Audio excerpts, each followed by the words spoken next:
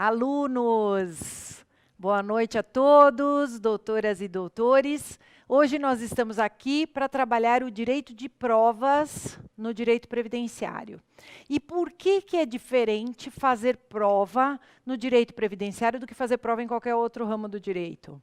É diferente porque a gente tem um direito muito específico. A gente trabalha com provas muito específicas. Imaginem que nós temos alguns benefícios, uma gama de benefícios, onde nós temos diversas possibilidades de provar o direito do nosso cliente. Então, eu entendi que era muito interessante a gente montar esse curso para vocês entenderem a especificidade de estar trabalhando com essa questão, com essa matéria. No material que eu coloquei para vocês, vocês ficarão aí com o slide, vocês podem segui-lo e ele está todo pautado na minha fala. Então, vocês podem ir seguindo por ele e, vez por outra, nós vamos atrair aqui para a tela, ok? Vamos começar, então, com o primeiro slide. Sobre o arcabouço normativo. Por que a gente fala... Por que a gente tem que falar da norma para o direito previdenciário? Porque a gente está trabalhando com uma questão técnica prática. É claro que nós estamos apoiados na Constituição Federal, mas aí a gente tem que entrar nas leis específicas do direito previdenciário. Então, você que é previdenciarista tem que andar com a 8.212 e a 8.213 de 91 embaixo do braço. E aí, meus queridos, eu falo para vocês, trabalhem com a norma que está ali no site do Planalto. Não comprem livros com a norma, porque a norma do direito previdenciário, ela é o tempo todo alterada. E se a gente está lá direto no site do Planalto, a gente vai ver a alteração ali. Outra dica importante que a gente tem que dar é sobre... o decreto 3048 é um decreto que regulamentou as duas leis depois de um longo tempo, porque as leis são de 91 e o decreto de 99, e ele foi modificado agora pela 10.410 de 2020. Está tudo aí no material de vocês. Então, prestem atenção, para a gente trabalhar bem com o direito previdenciário, a gente tem que trabalhar e conhecer muito bem a 8.212, a 8.213 e o decreto regulamentador, que é o 3048 de 99, mas com a atualização agora da 10.410 de 2020. Certo?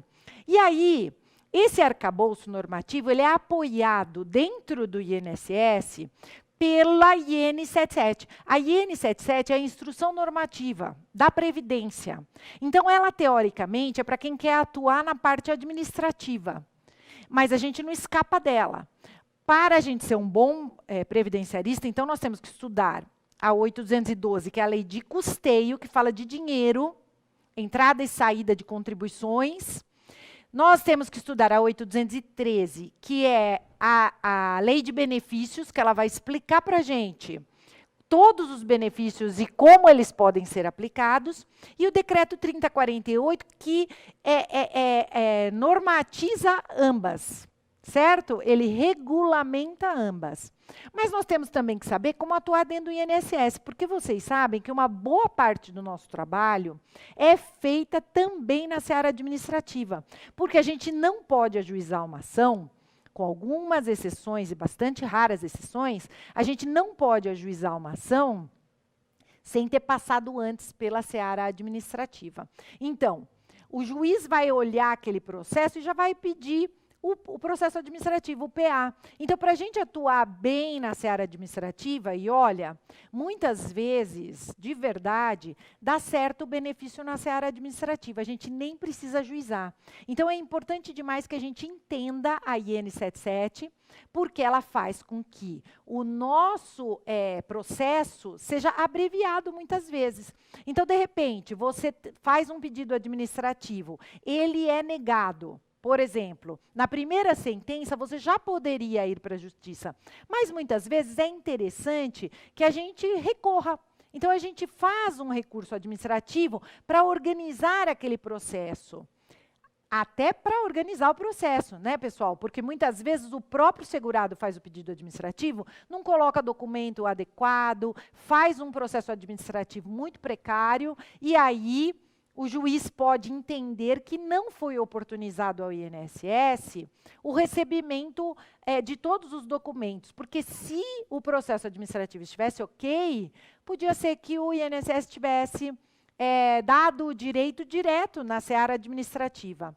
Por isso é tão importante que a gente conheça como que esse processo anda dentro do INSS. Na seara administrativa, que eu quero dizer, é o processo administrativo. Dentro do INSS, antes da gente ter a primeira sentença negativa, ou até a tentativa da primeira instância, pelo menos, do recurso. Para isso, a gente precisa lembrar que a IN 77, ela vai até a fase de recurso. Depois a gente tem que procurar a complementação do regulamento sobre os recursos. Mas hoje nós não vamos falar disso, a gente já falou disso no curso de primeiros passos, então hoje nós já vamos trabalhar o conteúdo de provas. A gente já está avançando, né, especificamente para a gente já formular esse pedido. Né? Então, lá no processo administrativo, a gente conta com o apoio da IN 77 e temos que ficar sempre atualizando essa mesma norma no site do Planalto também. E, por fim, nós tivemos uma grande alteração normativa agora, em novembro de 2019, que ela alterou todas essas normas que eu falei até agora. Tá? Então, a Emenda Constitucional 103, de 2019, de novembro de 2019, ela alterou todas. E aí, vocês vão acompanhando pela norma lá do Planalto, vocês vão ver a data em que foi alterado. Lembrando, meus queridos, que nós temos que sempre olhar a norma da época do fato gerador. Então, se eu estou falando para vocês que alterou a norma ao longo dos anos, não teve um ano que não teve uma alteração normativa para nós do direito previdenciário, e depois essa grande agora em novembro de 2019, mas antes dela, muitas alterações. As leis de 91 foram alteradas muitas vezes, a IN foi alterada muitas vezes. Vocês vão acompanhar isso pelo site do Planalto. E para nós é muito importante que a gente observe a alteração. Por quê? Porque o direito é dado pela data do fato gerador. Então, se eu estou falando de uma pensão por morte, a gente tem que olhar como a norma era na data do óbito, que é quando inicia aquele direito, certo? Então, a pensão por morte foi alterada muitas vezes ao longo de todos esses anos. Então, se a gente está pedindo uma revisão com base num pedido de pensão por morte, a gente tem que olhar a data do óbito para olhar a norma como ela estava naquele momento. Tá certo? Então, por isso é importante a gente ter as leis antigas e a gente acompanhar essa evolução da norma pelo site do Planalto, para a gente não estar atuando com norma que já foi alterada. Tá certo? Superado isso, eu preciso falar para vocês que nós vamos trabalhar aqui inicialmente com os princípios do direito processual previdenciário. E aí vocês vão me perguntar, mas isso só funciona para o previdenciário? Não, isso aqui são princípios do direito. Mas nós estamos adaptando isso ao direito previdenciário. Então, quase todos os dias, eu faço uma petição, eu faço um pedido judicial e até administrativo, baseado em um desses princípios que eu vou falar para vocês. Eu separei aqui os principais princípios, os que eu uso toda hora, e que eu acho que tem lógica para a gente começar a entender essa parte principiológica antes da gente falar da prova propriamente dita, do documento propriamente dito. Por que é importante, então, a gente pensar no princípio? Primeiro, por causa do status, né, meus queridos? A gente abre ali uma petição que o advogado invocou um princípio qualquer do direito, um princípio do direito constitucional, por exemplo. Imaginem, o juiz que vai analisar aquela documentação e até o servidor do INSS já vai perceber que aquela pessoa que redigiu aquele pedido sabe muito bem quais são os valores que devem ser ponderados naquele caso concreto.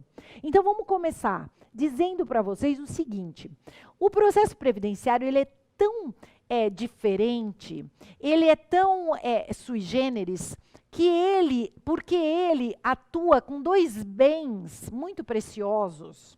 De um lado, nós temos a vida do segurado. E de outro lado, nós temos os cofres públicos. Nós não podemos dar o direito para um segurado que não tem esse direito, porque nós estaríamos tirando dinheiro dos cofres públicos, que é um bem muito poderoso para nós e precioso. Por que que é poderoso e precioso? Porque se a gente está desviando dinheiro do cofre público, a gente está evitando ou sonegando um direito que o outro cidadão teria. Então, o dinheiro que está no cofre público, ele é para a saúde, ele é para a educação, ele é para o INSS. E se qualquer numerário que seja desviado dos cofres públicos em geral, afeta toda a sociedade, certo? Mas aqui, quando a gente está falando de direito previdenciário, a gente está pensando o seguinte: do outro lado, nós temos a vida desse segurado, desse trabalhador. Então, vale a pena a gente lutar pelo direito desse segurado, porque o segurado ele é hipossuficiente. O segurado da Previdência, ele não entende muito bem do direito que ele tem. Porque, meus queridos, muitas vezes no nosso mundo jurídico, nós encontramos advogados que não sabem nada de direito previdenciário, porque o direito previdenciário de verdade, ele é específico. Ele é específico demais. Inclusive, poucas faculdades fomentam o curso de direito previdenciário. Então, imaginem um segurado que trabalhou a vida inteira e não faz ideia do direito que ele tem para o momento da aposentadoria, para o momento de um sinistro, por exemplo, um acidentário, né? Ele não sabe se defender sozinho. Ele não sabe fazer esse pedido sozinho. E por isso que muitas vezes ele não oferece ao INSS a documentação correta, a documentação que tinha que estar no processo. E que se ele pusesse aquela documentação, o benefício sairia. Então ele depende de nós. Então, o que eu quero dizer com isso é que nós estamos tratando de dois bens preciosíssimos. Nessa balança dos dois lados, nós temos bens muito importantes de serem zelados, né? Nós, previdenciaristas, queremos dar o direito para o segurado, mas nós não queremos dar o direito para o segurado a qualquer preço. Nós queremos dar o direito para o segurado que tem o direito, fazendo a prova justa daquele direito. Certo? Por quê? Porque a gente sabe da importância de proteger os cofres públicos. Certo até aí? Então, nós vamos começar falando dos princípios, porque os princípios ajudam a gente a fazer com que o julgador, quer seja ele, sejam os juízes ou quer sejam os servidores do INSS, o direito vai ser amparado pelo princípio. Dá para entender a importância disso? Da gente colocar esse tipo de texto na nossa petição?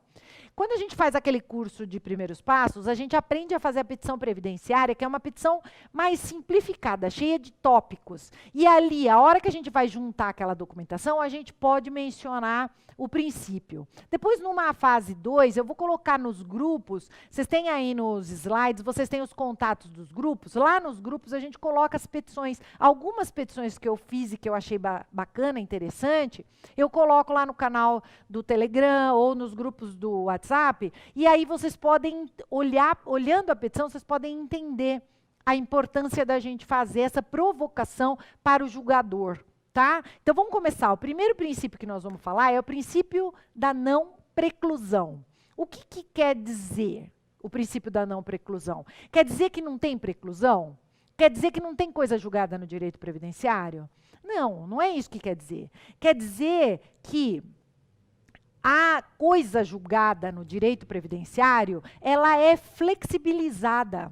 Ela é flexibilizada. Por quê? Porque nós temos um processo que leva em consideração a vida do segurado. Então, se a gente, de repente, entrou com uma ação alguns anos atrás, pedindo um benefício incapacitante, e na época não foi considerado incapacitante aquela doença que o segurado tinha. Mas, decorridos alguns anos, o segurado ficou mais velho, ele tem mais contribuições, e aquela doença pode ter evoluído.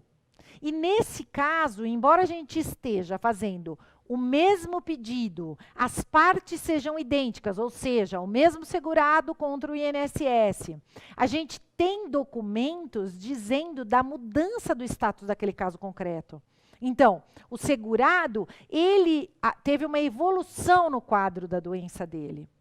Então, por conta dessa modificação, ou por conta da idade mais avançada, ou por conta da quantidade de contribuições vertidas, esse segurado tem direito diferente, né? Então, por isso que a gente pode pensar, imaginar uma flexibilização da coisa julgada, porque se a gente traz fato novo, se a gente traz documento novo, nesse caso, a gente tem praticamente uma ação nova, mesmo que já tenha tido uma ação anteriormente julgada com aquele mesmo conteúdo. Por quê? Porque as provas são diferentes. Provavelmente, o exame do médico será diferente, né? Pode até ser pior. Para nós, por exemplo, pode até ser considerado plenamente capaz de desempenhar qualquer atividade laboral. Mas pode ser que não. Então, na avaliação daquele caso concreto, é que a gente vai ver, há elementos para quebrar a coisa julgada? E quando a gente está trabalhando, então, num processo exatamente assim, que a gente vai pedir a quebra da coisa julgada, nós temos que argumentar pelos princípios constitucionais que nos protegem, pelos princípios processuais que nos protegem. Então, esse é o primeiro deles e é importante demais que vocês os conheçam.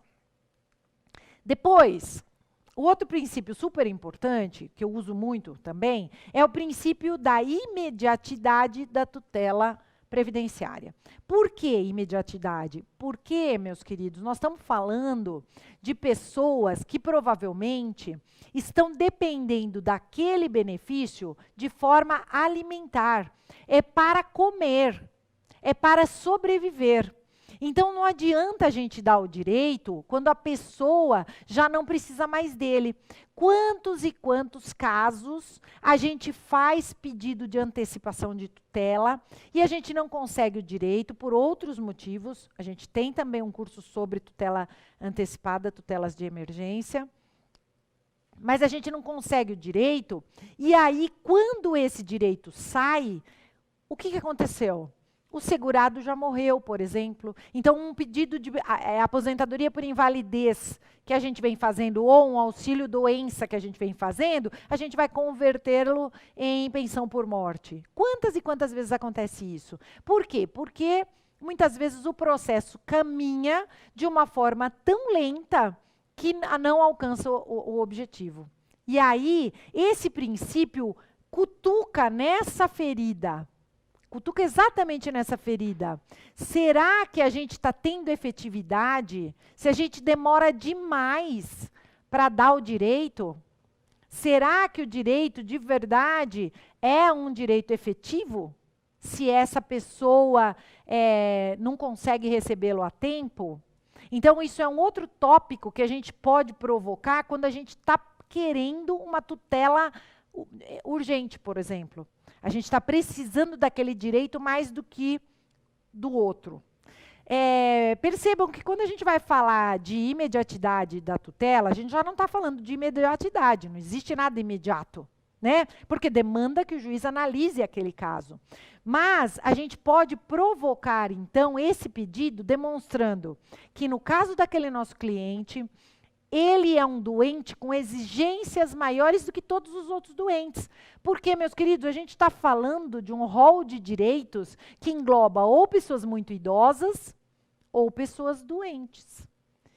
Se a gente está falando de uma aposentadoria por idade, uma aposentadoria por tempo de contribuição, a gente está falando de uma pessoa que precisa daquilo para se alimentar. É urgente ou não? Então, se a gente está falando de tutela previdenciária em todos os casos, a gente está falando de alguma coisa urgente. Não dá para esperar.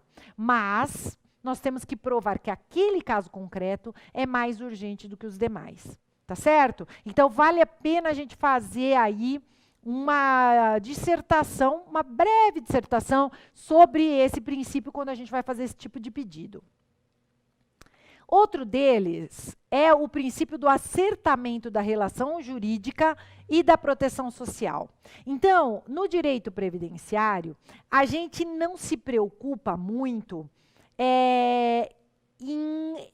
no erro. Por exemplo, no erro formal do advogado. Ele faz o pedido de aposentadoria por idade e, de repente, a aposentadoria por tempo de contribuição era mais favorável.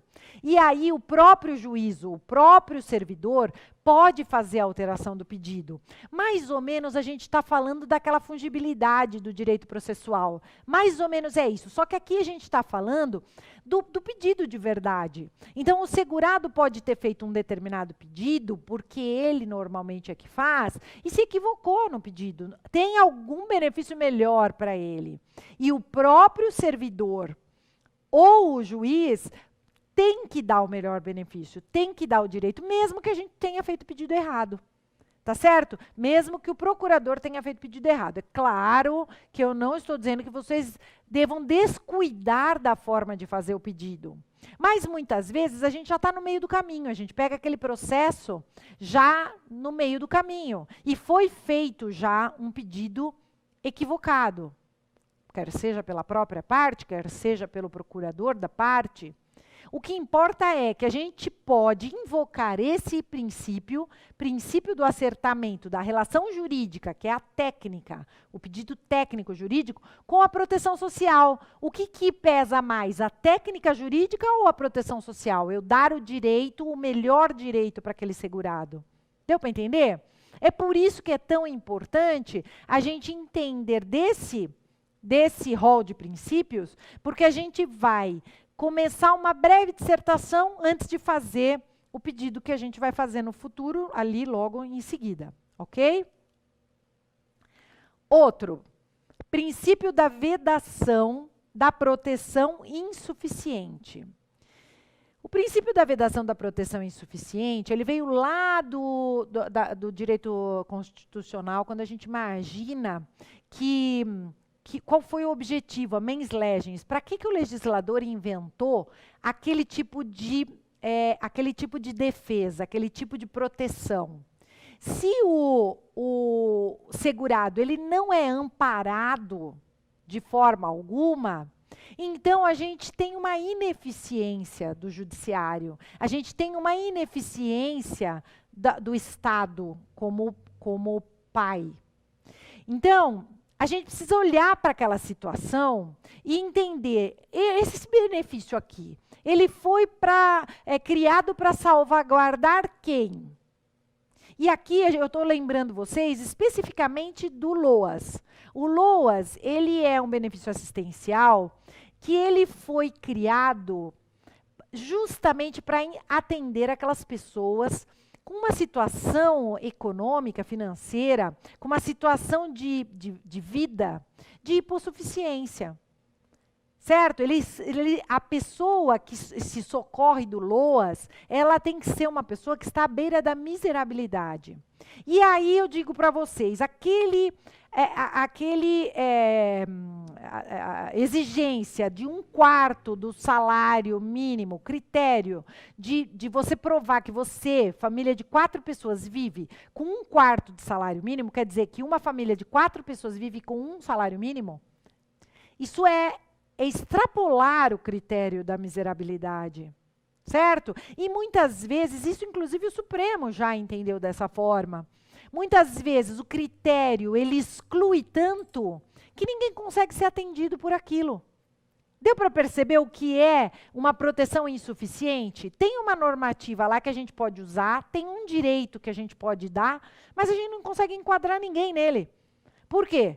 Porque ele é exigente demais. Então, baseado nesse princípio da proteção insuficiente, da vedação da proteção insuficiente, é que foi flexibilizado esse critério de você ter que provar que o segurado vive com 1/4 de salário mínimo, e aí que agora abrem-se as possibilidades para a gente pedir esse benefício de LOAS para os 2 idosos, por exemplo, que moram na mesma casa.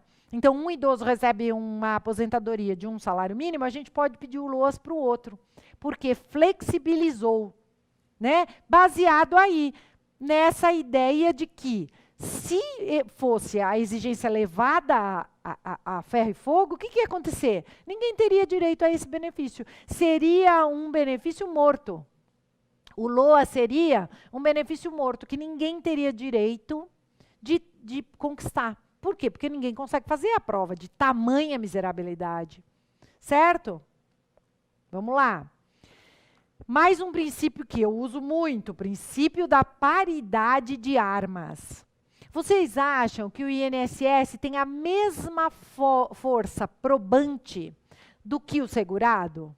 Claro que não, né, meus queridos? O INSS, por exemplo, ele tem força até contra a empresa para a qual o segurado prestou atividade laboral. Agora, o próprio segurado não tem.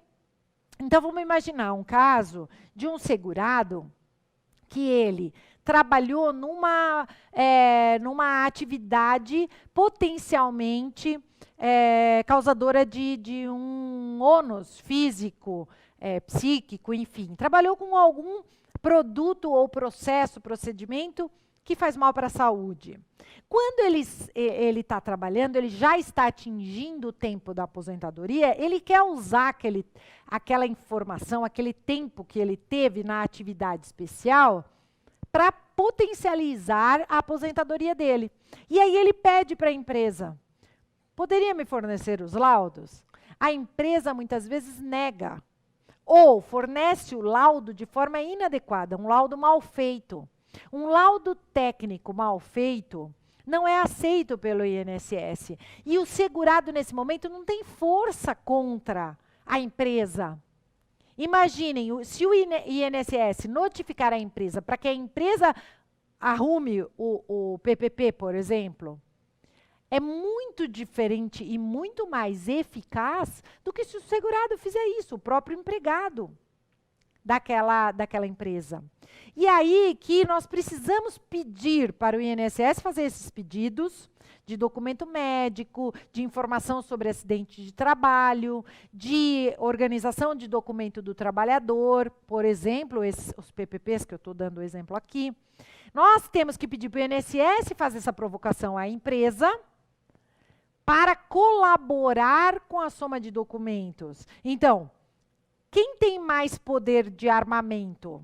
O INSS ou o segurado? E aí, se o INSS não fizer esse pedido, que por raras vezes ele faz, nós temos que fazer o pedido para o juízo.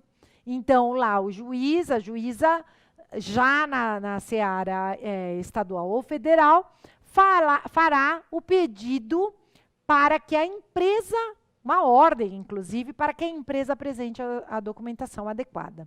Por quê? Porque o juízo tem força. O juízo tem elementos de armamentos suficientes para enfrentar a empresa, coisa que o segurado não tem. Então, se o juiz notifica a empresa responde. Se o procurador da parte ou a parte notifica a empresa não responde. A empresa ignora. O que é que a gente tem que fazer, então? Colocar provas de que nós tentamos fazer o contato com a empresa. Então, lá no escritório, a gente faz a notificação com a R, com o aviso de recebimento, e aí a gente aguarda alguns dias depois do recebimento, e aí a gente vai falar para o julgador, quer seja administrativo, quer seja na justiça. Olha aqui, nós tentamos fazer o pedido, nós notificamos a empresa, e a empresa quedou-se inerte, ignorou praticamente o nosso pedido. Então, por isso, e porque nós estamos demonstrando que nós temos armas de menos, quer dizer, o segurado tem menos força perante a empresa, então nós precisamos que você, julgador, quer seja na seara administrativa, quer seja na judicial, faça esse pedido por nós. Baseado onde? Baseado no princípio de paridade de armas. Quem tem armas suficientes para brigar? Vocês que têm paridade de armas que duelem. Deu para entender? Como é importante isso para nós aqui? Importantíssimo. Toda hora a gente depende de documentos, que eu brinco sempre nas aulas, que são documentos do inimigo. Ou está na mão da empresa, ou está na mão do posto médico, ou está na mão do INSS, né? E na mão do segurado é que não chega. E aí a gente precisa de uma força para impulsionar isso aí. Vamos lá, o ônus dinâmico é aquela característica da intervenção do juiz, do juízo. Então, a gente precisa provocar, além da gente falar da paridade de armas, a gente falar que o juiz, ele tem que, ele pode e deve ajudar de ofício na busca da verdade real. Já vamos chegar na verdade real, que é um dos mais lindos dos princípios. Mas o juízo tem que colaborar com essa coleta de provas. E esse ônus, ele não pode ser só de uma parte, ele tem que ser de todas as partes interessadas. Deu para entender o que é o ônus dinâmico? Normalmente, quem tá pleiteando o direito é que tem que fazer a prova de que ele tem o direito. Mas aqui a gente vai dar uma flexibilizada empurrando isso para os julgadores, inclusive, porque eles podem nos ajudar a conseguir a documentação que a gente não tem acesso. Outro, princípio da primazia da realidade e busca da verdade real. Esse aqui é o mais lindo de todos. Esse aqui é importantíssimo para tudo. Quem que quer saber a verdade daquele pedido, daquele processo? Se o segurado tem direito ou se não tem direito? Quem que quer saber isso? Todo mundo quer saber. Nós todos queremos saber. Nós todos queremos saber. Por quê? Porque é interessante para o segurado que a verdade seja descoberta. O advogado do segurado, nós procuradores, não queremos dar o direito para quem não tem direito. Nós queremos a justiça, nós estamos lutando por um direito que justamente aquele segurado, aquela segurada teria. Então, nós também não estamos lá para conquistar uma fraude de um direito. Nós, julgadores, temos interesse. O segurado tem interesse. Quem mais que tem interesse? O servidor do INSS tem interesse. Por que tem interesse de buscar a verdade real? Porque nós todos somos segurados da Previdência, nós pagamos o nosso benefício, não é uma benesse do Estado. Nós pagamos durante a nossa vida toda para ter direito. Então, o servidor, de verdade, ele é nosso servidor. Ele é nosso empregado, ele controla aquele numerário para todo mundo que pagou tenha direito. E quem não pagou não tenha. Certo? Então, o servidor está lá para nos servir também como segurados. Eu também sou contribuinte do INSS, por exemplo, como você deve ser, ou deveria ser. Então, todos os lados têm interesse em descobrir a verdade real. Por isso a gente vai invocar. Para que seja descoberta a verdade real, é necessário que a empresa seja convocada, é necessário que tal perícia seja feita, é necessário que tal documento seja juntado, certo? Em busca da verdade real. E a verdade real é de interesse de todos. Todo mundo está lá trabalhando justamente para atrair o direito que o segurado de direito tem. Verdadeiramente tem. Certo?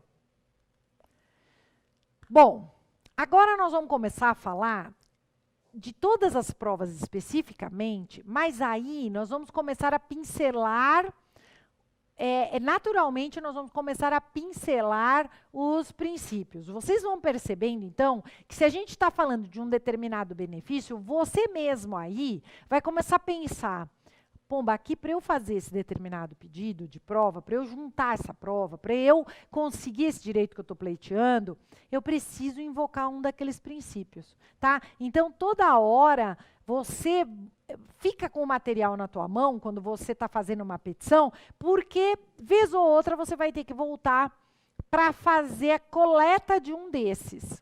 Depois, com o tempo, vocês vão deixando já partes da petição prontas. Então, quando você vai começar a falar, por exemplo, de um motivo de pedido de que o juiz participe na produção de uma determinada prova, o pedido de que seja feita uma perícia, por exemplo, que a gente tem dificuldade muitas vezes de conseguir autorização judicial, a gente vai pegar aquele pedaço da descrição toda do princípio da primazia da busca pela verdade real, e esse texto já está redigido. Aí a gente copia, cola e põe na petição. E aí, na sequência, a gente fala, então, julgador, por conta disso, por conta deste princípio, dessa exigência principiológica, é que eu preciso que esse meu pedido seja concedido. Certo? Então, a gente vai trabalhando com esses bonecos de petição separados.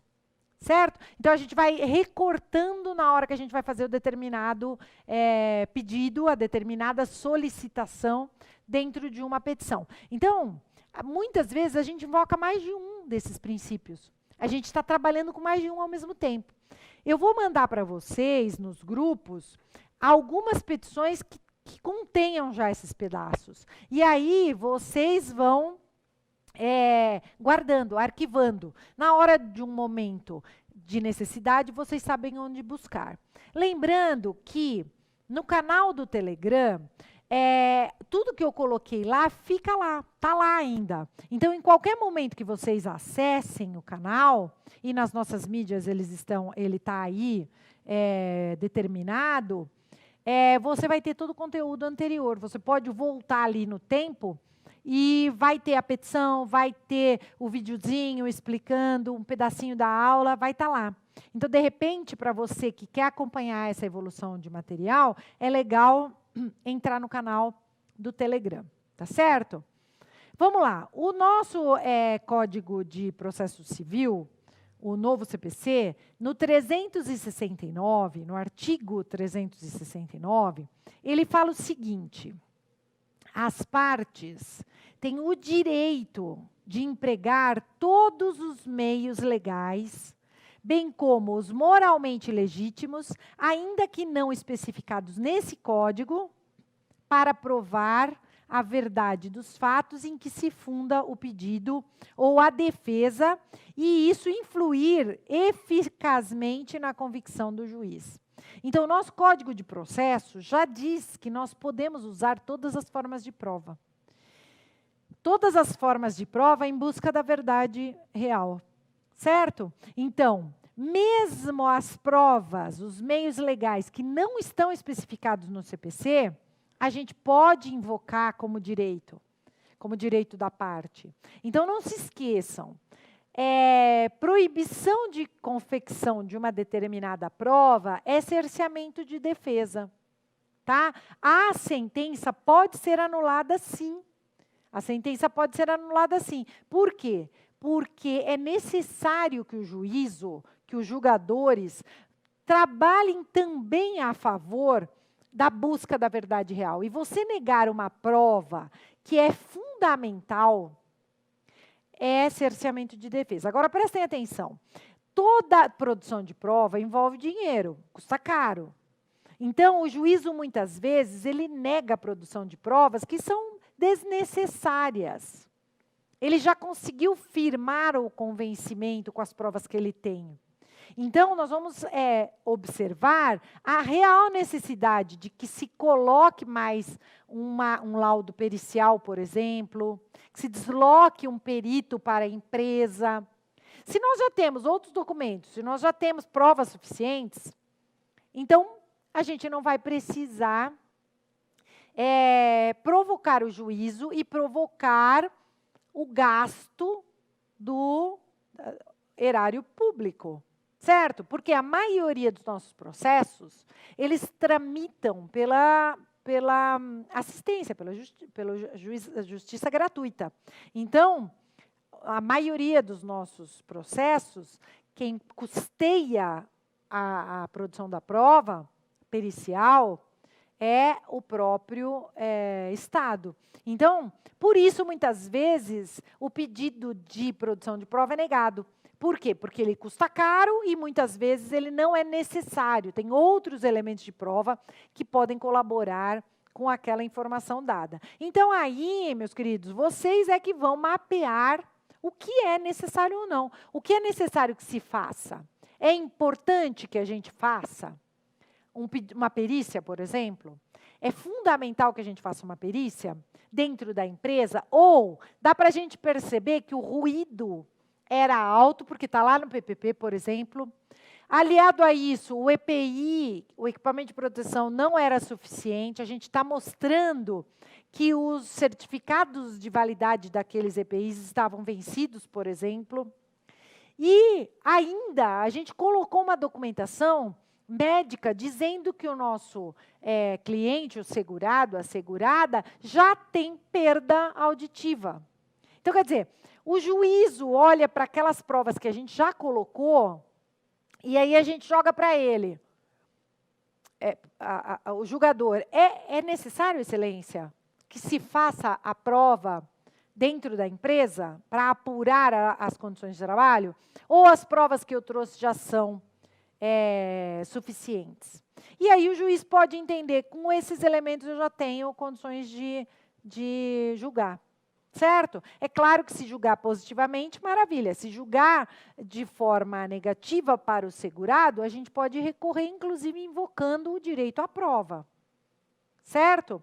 Então, é importante demais que a gente lembre dessa possibilidade ampla, mas que a gente também não vai ficar provocando juízo, gastando dinheiro público para fazer uma prova que praticamente a gente já tem elemento, a gente já tem documento que forme aquele mesmo convencimento. Porque, afinal de contas, nós estamos lá para buscar o convencimento dos julgadores.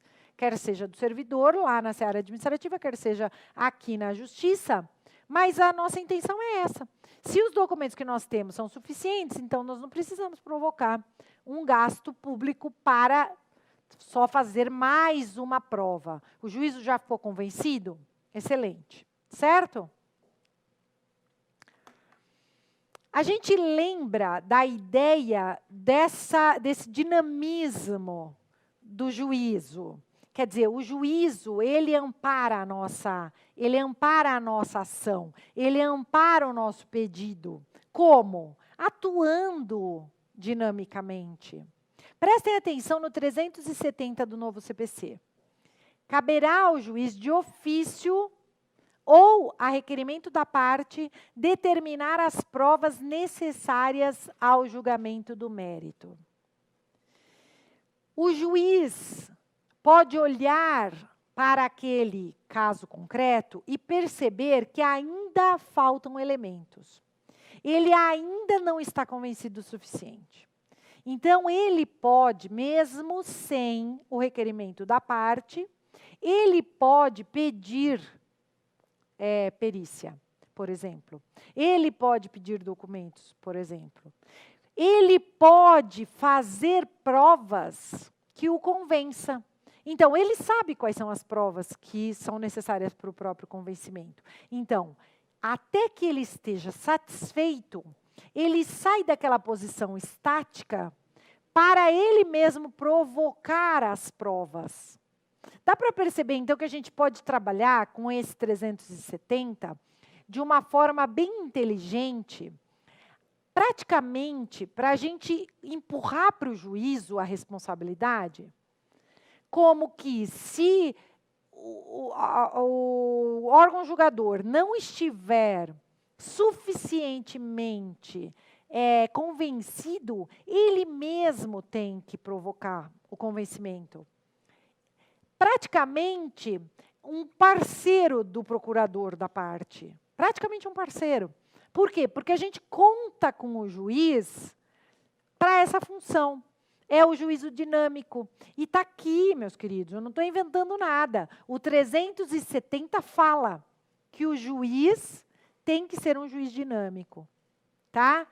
Para que a verdade real seja descoberta. O processo civil, o novo processo civil, o Código de Processo Civil, ele não trabalha só para nós no direito previdenciário. Então, vocês abram a mente de vocês. Isso aqui funciona para toda a parte processual. A gente precisa lembrar desse arcabouço processual, que é importantíssimo para a gente conquistar o nosso direito em qualquer área do direito que a gente esteja atuando. Certo? Aqui no direito previdenciário, por que ele é tão importante? Porque o segurado não sabe fazer isso. E é importante que vocês lembrem que é possível que o segurado vá sozinho lá no juizado especial Federal e faço o pedido. Aquele pedido a termo, sabe? Que tecnicamente não tem nenhuma proteção. Imaginem como é importante o juízo dinâmico nesse caso, que praticamente ele está desprotegido, sendo que só na fase recursal é que ele terá que convocar um procurador, certo? E daí, muitas vezes, na fase recursal, é tarde para consertar aquele pedido. Então, se o juízo... Imaginem essa situação. Se você está trabalhando para um segurado que te procurou, por exemplo, no momento já do recurso, lá do Juizado Especial Federal, e a primeira parte de todo o pedido foi mal feita, a primeira parte da coleta de provas foi toda mal feita. Poderia ter juntado um outro documento, poderia ter feito um pedido de oitiva de testemunha e não foi feito. Na tentativa de anular essa sentença de primeira instância, a gente pode provocar o juízo dizendo: juízes, vocês tinham parte importante nisso para a coleta dessa prova. Por quê? Porque o juízo, para proteger o hipossuficiente, ele tem que ser dinâmico. Ele tem que ir em busca da prova, até que ele esteja satisfeito. Ele tem que ir em busca da prova. Então, eu peço a nulidade dessa sentença, até por erro improcedendo, porque o cliente foi prejudicado porque o juízo falhou. Correto? Vejam a importância da gente entender exatamente o arcabouço da normativa das provas. Se o juiz não pede, o que a gente pode fazer? No mesmo 370, a gente pode dizer que ele falhou na prestação dele, certo? Falhou na prestação. O ônus da prova, pelo 373, é o seguinte: o autor ele vai provar quando o fato constitutivo é seu, do próprio direito. Então, o autor tem um direito que ele quer provar, que ele quer constituir, então o ônus dessa prova é dele. Do réu, é a existência de um fato que impede aquele direito, que modifica aquele direito, ou que extingue o direito do autor. Porque a gente está lembrando que quem entrou com a ação falou que tinha um direito. Quem está respondendo à ação, que é o réu, ele vai falar que esse direito não era possível, não é daquele jeito, ou que não existe aquele direito. Então, o 373 distribui o ônus. E aí, no direito previdenciário, a gente fica pensando. Então, o autor é sempre o segurado. Então, a gente sempre que tem que colocar essa exigência de prova, é sempre o autor que tem que fazer essa prova. É importante que o autor faça todas as provas? Sim, é importante que a gente faça as provas daquele direito. Mas, pelo ônus dinâmico da prova, que a gente já viu, pela necessidade da busca da verdade real, pelo interesse da busca da verdade real, certo? Pela invocação do juízo dinâmico, a gente pode, então, modificar esta forma tão rigorosa de prova, certo? Por quê? Porque nós temos os princípios do direito previdenciário que tem que nos amparar. No 373, parágrafo 1º, vai falar o seguinte: nos casos previstos em lei ou diante de peculiaridades da causa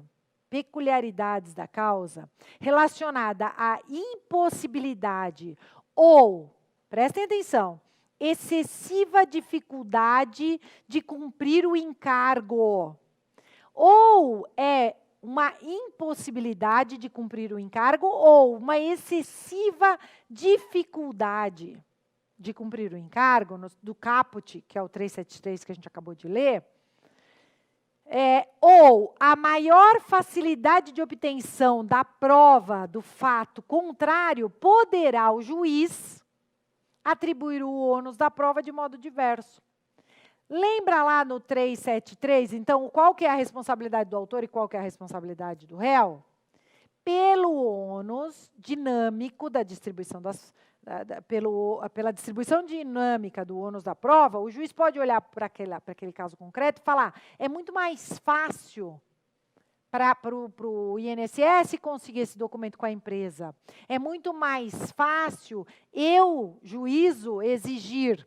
Então, proceda-se à confecção dessa prova, à execução dessa prova. O juízo pode inverter e falar para o INSS, você que tinha que ter providenciado essa documentação. No começo da minha atividade de previdenciarista, a gente tinha que juntar o processo administrativo inteiro. Ainda temos que juntar o processo administrativo inteiro. Só que lá naquela época, o processo era todo físico. Era aquela papelada, aquele monte de documento, e a gente tinha que levar tudo isso para a justiça. Porque o juiz queria analisar o PA, certo? Era muito difícil da gente conseguir a cópia do PA. Primeiro, porque às vezes não dava tempo. Porque a gente tinha que fazer uma requisição de cópia, o processo descia, a gente pegava um servidor, ia até uma copiadora próximo ali da APS, e às vezes o processo não chegava a tempo, a gente tinha que dar entrada no pedido sem o processo administrativo. Aí o juiz costumava provocar, então, INSS, isso aí está na tua mão. Está muito mais fácil para você. Junte o pedido. Porque só que naquela época a gente tinha que provar que a gente tentou juntar o PA. Então, a gente fazia o agendamento para cópia, por exemplo, e fazia a prova de que era complicado, que não chegaria a tempo, juntava aquilo ali, tá? E o juízo, nessa época, fazia essa função muito bem, de ordenar ao INSS que fornecesse a prova. Hoje, a gente ainda pede muito documento para o INSS. Por exemplo, os documentos médicos, as telas médicas, que o INSS, às vezes, apresenta alguma dificuldade de entrega, para a gente poder comprovar que há um determinado pedido atrás, um pedido, por exemplo, de auxílio-doença que aconteceu há 4, 5 anos atrás. A negativa foi por um determinado outro motivo, que não aquela incapacidade atual, e aí a gente tem dificuldade de buscar aquele processo, porque é um processo antigo. Então, o juízo pode solicitar, o próprio juízo pode dizer, INSS, você tem isso na mão. Faça uma cópia disso e junte aos autos, certo? E facilita, então, a nossa vida, dando ao segurado a chance de provar o próprio direito. Porque a intenção de abrir o processo administrativo não é prejudicar o INSS, porque se realmente aquela doença era pré-existente, já estava lá no pedido há 4, 5 anos atrás, vai ficar provado que estava. Então, não é intenção fraudatória, a intenção é probatória, é fazer a demonstração em busca da verdade real. E aí o juízo pode colaborar com essa coleta de provas. Pode não, o juízo deve colaborar com essa coleta de provas. Outra forma da gente provar o nosso direito é a gente pegando prova de um processo onde essa prova já foi colhida, por exemplo. É a chamada prova emprestada. O 372 do CPC fala muito sobre a coleta de prova produzida em outro processo. A juntada de um laudo, por exemplo, um documento, por exemplo, que já tem um outro processo. Mesmo que não sejam as mesmas partes, mas que a circunstância cabe para os dois casos. Vocês sabem, meus queridos, que a gente costuma trabalhar muito com laudos emprestados, laudos técnicos, de bancos de laudos. Então, por exemplo, eu estou querendo provar que numa cerâmica, por exemplo, tem uma situação de grande prejuízo à saúde do trabalhador. Que aqueles fornos de uma determinada cerâmica, ele atinge X de temperatura. Só que a cerâmica que o meu cliente trabalhou, ela não existe mais. Aquela empresa, aquela cerâmica, fechou, foi desmontada, o prédio não está mais lá, os fornos não estão mais lá. Como é que eu faço para provar quanto de temperatura o segurado, meu cliente, a minha cliente, estava sujeita? Como eu faço? Eu procuro no banco de laudos um laudo feito em uma cerâmica de aproximadamente o mesmo tamanho, de aproximadamente a mesma quantidade de fornos, de aproximadamente a mesma época de prestação, porque os fornos das empresas, eles foram atualizando.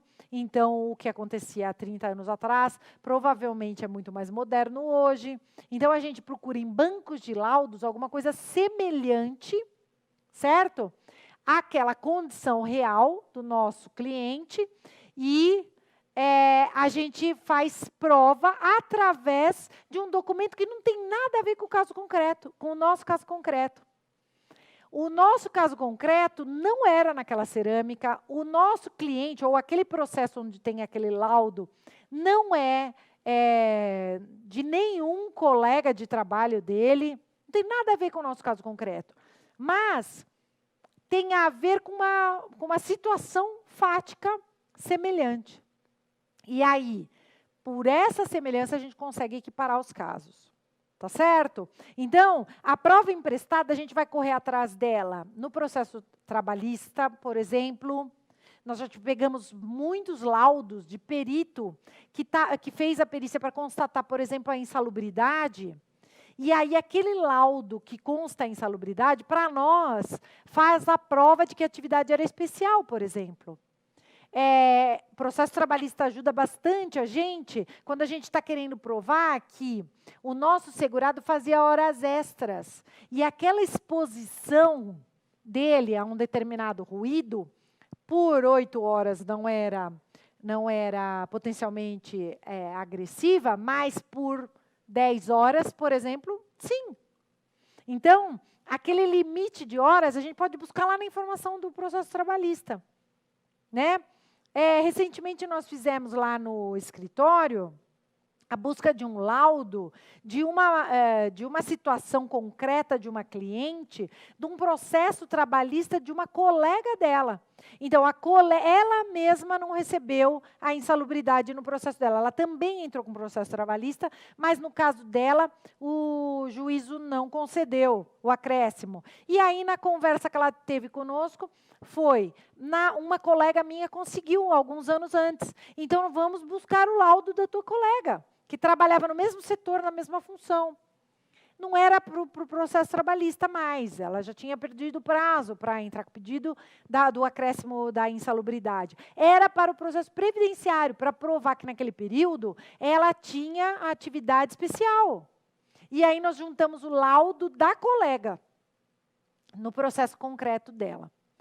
Então, é muito importante a gente pensar em todos os casos concretos onde a gente pode salvar aquela prova que de verdade o nosso cliente não tem como conquistar, salvar com pesquisa em banco de dados.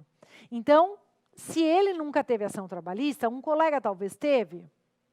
Se ele não tem demonstração nenhuma da atividade dele, perdeu a CTPS, a gente tem alguém que fez prova através dele. Vamos supor que ele foi testemunha em um processo trabalhista de um colega. Quer dizer que ele trabalhava junto com um colega. Eu estou querendo provar vínculo do meu cliente, eu vou na ação trabalhista do outro para provar que ele foi testemunha num processo do outro, portanto, ele trabalhava na empresa também. Deu para entender a importância disso? Meus queridos, nós faremos um intervalo agora e voltaremos com o segundo módulo dessa mesma aula.